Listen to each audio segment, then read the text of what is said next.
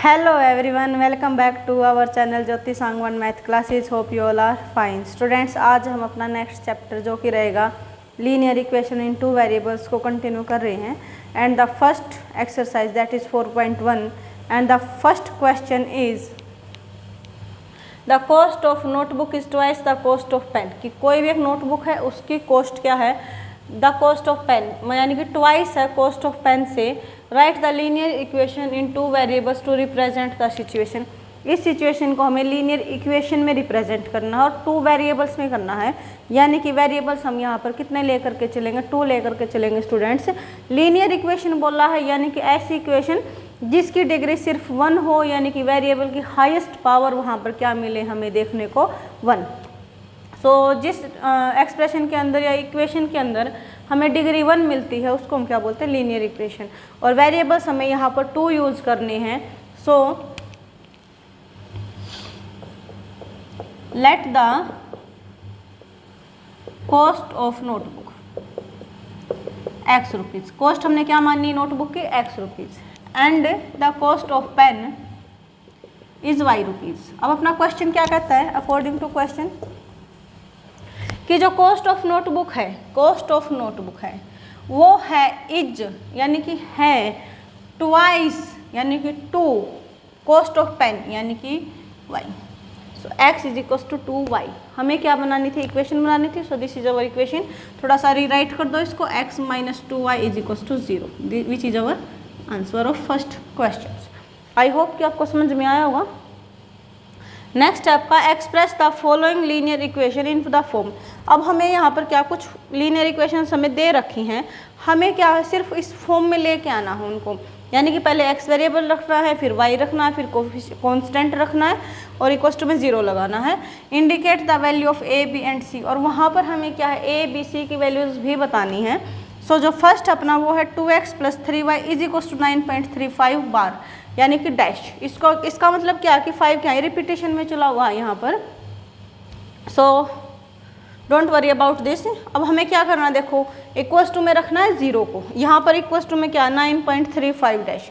तो अब इसको क्या हम कैसे करेंगे, 2x + 3y इसको इधर लेके आ जाएंगे तो क्या हो जाएगा, प्लस है माइनस हो जाएगा, -9.35 इज इक्वल्स टू 0। ठीक है।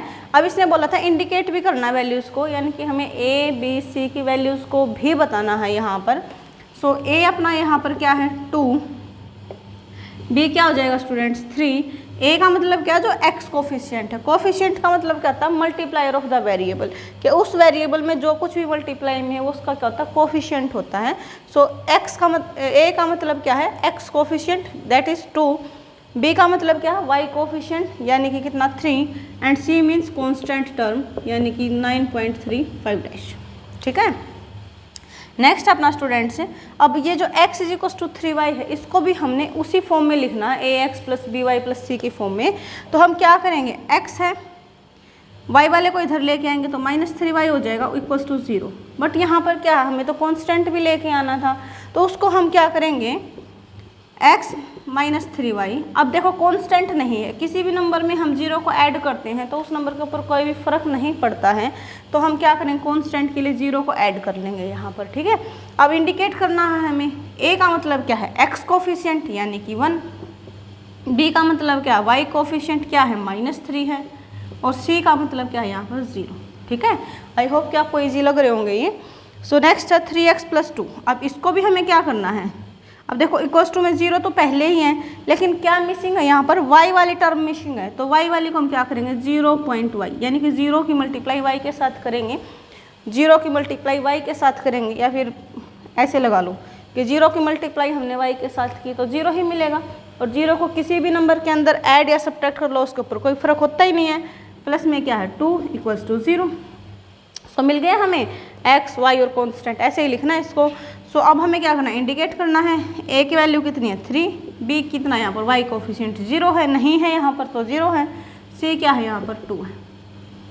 ठीक है। नेक्स्ट है 5 इज इक्वल्स टू 2x है, तो इसको हम लिखेंगे 5 - 2x इक्वल्स टू 0 हो गया। लेकिन हमें थोड़ा सा देखें तो हमें x वाली जो टर्म है वो आगे लेके आनी है ना, तो इसको हम क्या करेंगे, -2x + 5। अब इसको रीअरेंज तो कर लिया, बट फिर भी क्या है, अब अपने पास y वाली टर्म मिसिंग है, y वाली मिसिंग है, तो इसको हम कंटेन करवाएंगे यहाँ पर। कैसे?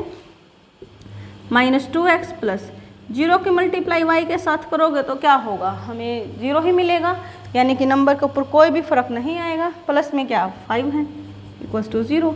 सो रीराइट कर दिया हमने इस फॉर्म में इसको। अब हमें क्या करना, इंडिकेट करना वैल्यूज़ को। सो a यहाँ पर क्या है -2, b क्या है 0 और c इज 5।